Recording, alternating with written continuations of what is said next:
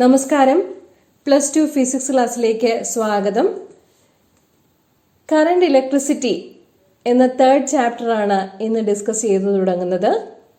First chapter electric charges and fields, second chapter electrostatic potential and capacitance. ഈ 2 അധ്യായങ്ങളിലും electrostatics ആണ് discuss ചെയ്തത്. അതായത് the study of charges at rest, റെസ്റ്റിലുള്ള ചാർജുകളെ കുറിച്ചാണ് ആദ്യത്തെ 2 അധ്യായങ്ങളിൽ നമ്മൾ പഠിച്ചത്. ഇന്ന് കറണ്ട് ഇലക്ട്രിസിറ്റിയിൽ മൂവിംഗ് ചാർജസ് ആണ് പഠന വിധേയമാക്കുന്നത്. Moving charges in different form can create current. Moving charges എവിടെയെല്ലാം നമുക്ക് കൺസിഡർ ചെയ്യാം. 2 കേസസ് പറയാം. ഒരു മെറ്റൽ സ്ട്രിപ്പിന് സെല്ലുമായി കണക്ട് ചെയ്ത് കഴിഞ്ഞാൽ അവിടെ ഒരു പൊട്ടൻഷ്യൽ ഡിഫറൻസ് കൺസിഡർ ചെയ്യാൻ സാധിക്കും. ആ പൊട്ടൻഷ്യൽ ഡിഫറൻസ് കാരണം ചാർജ് ഫ്ലോ ഉണ്ടാവും. അതുപോലെ ഗ്യാസിൽ കൂടി കറണ്ട് കടത്തിവിട്ട് കഴിഞ്ഞാൽ അയണൈസേഷൻ ഉണ്ടാവും.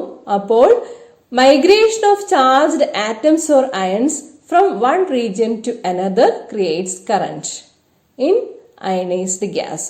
ഓക്കെ, അപ്പോ ഗ്യാസിൽ കൂടിയുള്ള ചാർജിന്റെ ഫ്ലോയും മെറ്റൽ സ്ട്രിപ്പിൽ കൂടിയുള്ള പൊട്ടൻഷ്യൽ ഡിഫറൻസ് കാരണമുള്ള ചാർജ് ഫ്ലോയും രണ്ടും 2 കേസസ് ആയിട്ട് തന്നെ ഡിസ്കസ് ചെയ്യേണ്ടതാണ്. ഓക്കെ, ഇലക്ട്രിക് കറന്റ് കണ്ടക്ടേഴ്സിലും ഇലക്ട്രോലൈറ്റ്സിലും സെമി കണ്ടക്ടേഴ്സിലും എങ്ങനെയായിരിക്കുമെന്ന് നോക്കാം. നമുക്കറിയാം കണ്ടക്ടേഴ്സിൽ ഫ്രീ ഇലക്ട്രോൺസ് ഉണ്ട്. Free electrons are in a state of continuous motion. Positive ഡയറക്ഷനിലേക്ക് എത്രത്തോളം ഇലക്ട്രോൺസിന്റെ മൂവ്മെന്റ് കൺസിഡർ ചെയ്യുന്നു അത്രത്തോളം തന്നെ നെഗറ്റീവ് ഡയറക്ഷനിലേക്കും ഇലക്ട്രോൺസിന്റെ മൂവ്മെന്റ് കൺസിഡർ ചെയ്യുവാൻ സാധിക്കും. അല്ലെങ്കിൽ net motion of charges to a particular direction is 0 in a conductor. പോസിറ്റീവും നെഗറ്റീവും 2 ഡിറക്ഷനിലേക്കുമുള്ള ഇലക്ട്രോൺസ് മൂവ്മെന്റ് ഒരുപോലെ ആയതുകൊണ്ട് കണ്ടക്ടേഴ്സിൽ net flow of charges is equal to 0 എന്നാണ് പറയുക. ഈ കണ്ടക്ടറിനെ ഒരു എക്സ്റ്റേണൽ സോഴ്സ് ഓഫ് EMFുമായി കണക്ട് ചെയ്ത് കൊടുക്കുന്നു എന്ന് വിചാരിക്കുക.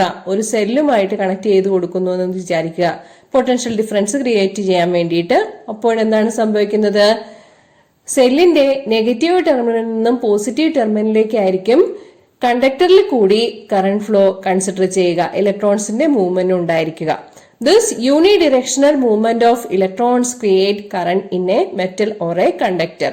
Okay, മെറ്റൽസിലെ എക്സ്റ്റേണൽ സോഴ്സ് ഓഫ് EMFന്റെ പ്രസൻസിൽ എങ്ങനെയാണ് കറന്റ് ഫ്ലോ എന്നുള്ളതാണ് നമ്മളിവിടെ കാണിച്ചിരിക്കുന്നത്. ഓക്കെ, ഇനി ഇലക്ട്രോലൈറ്റ്സിൽ എന്താണ്? ഇലക്ട്രോലൈറ്റ്സിൽ പോസിറ്റീവ്ലി ചാർജ്ഡ് അയോൺസും ഉണ്ട്, നെഗറ്റീവ്ലി ചാർജ്ഡ് അയോൺസും ഉണ്ട്. അവ രണ്ടും മൂവ് ചെയ്യാൻ പറ്റുന്ന അവസ്ഥയിലാണ്.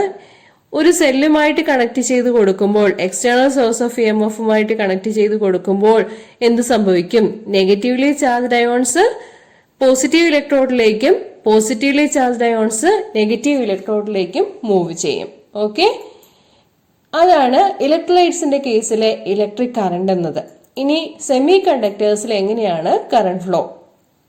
സെമി കണ്ടക്ടേഴ്സ് എന്നാൽ കറന്റ് ഫ്ലോ പാർഷ്യലായിട്ട് മാത്രമുള്ള മെറ്റീരിയൽസ് ആണ്. They are not good conductors of electricity. Okay, 2 type semiconductors ഉണ്ട്. N ടൈപ്പ് സെമി കണ്ടക്ടറും P ടൈപ്പ് സെമി കണ്ടക്ടറും. P ടൈപ്പ് സെമി കണ്ടക്ടർ എന്നാൽ ഇലക്ട്രോൺ ഡെഫിഷ്യൻസി അല്ലെങ്കിൽ ഹോൾസ് മെജോറിറ്റി കാരിയേഴ്സ് ആയിട്ടുള്ള കണ്ടക്ടേഴ്സ് ആണ്, സെമി കണ്ടക്ടേഴ്സ് ആണ് P type semiconductor. Electrons majority carriers ആയിട്ടുള്ള സെമി കണ്ടക്ടേഴ്സിനെ പറയുന്ന പേരാണ് N ടൈപ്പ് സെമി കണ്ടക്ടേഴ്സ്. ഇവിടെ കാണിച്ചിരിക്കുന്നത് P ടൈപ്പിന്റെയും N ടൈപ്പിന്റെയും ഒരു ജംഗ്ഷൻ ആണ്. അത്തരം ജംഗ്ഷനെ പറയുന്ന പേര് ഡയോഡ് എന്നാണ്. ഡയോഡുകളെ കുറിച്ച് ഡീറ്റെയിൽഡ് ആയിട്ട് ഇലക്ട്രോണിക്സ് എന്ന ചാപ്റ്ററിൽ, സെമി കണ്ടക്ടർ ഡിവൈസസ് എന്ന ചാപ്റ്ററിൽ പഠിക്കുന്നുണ്ട്. ഇപ്പൊ തൽക്കാലം ഇത്രയും മനസ്സിലാക്കുക. ഡയോഡ്സ് എന്നാൽ ഒരു PN ജംഗ്ഷൻ ആണ്. ഓക്കെ, P ടൈപ്പ് സെമി കണ്ടക്ടറിന്റെയും N ടൈപ്പ് സെമി കണ്ടക്ടറിന്റെയും ജംഗ്ഷൻ ആണ്. ഡയോഡിൽ കൂടി അല്ലെങ്കിൽ സെമി കണ്ടക്ടർ ക്രിസ്റ്റലിൽ കൂടി ഉള്ള കറന്റ് ഫ്ലോ എങ്ങനെയാണ് കൺസിഡർ ചെയ്യാൻ സാധിക്കുക? ഡയോഡിൽ കൂടിയുള്ള ഇലക്ട്രിക് കറന്റ് കൺസിഡർ ചെയ്യുന്നത് ഒരു സർട്ടൻ ഏരിയയിൽ കൂടി യൂണിറ്റ് ടൈമിൽ ഫ്ലോ ചെയ്യുന്ന കറന്റ് ഫ്ലോ ചെയ്യുന്ന ചാർജ് കൺസിഡർ ചെയ്തിട്ടാണ്. The strength of electric current is obtained as the net charge flowing across a certain area in unit time. Okay, it is given by the equation I equal to Q by T. Q is the charge and T is the time. If the charge flow is steady, then the steady current is given by this equation I equal to Q by T.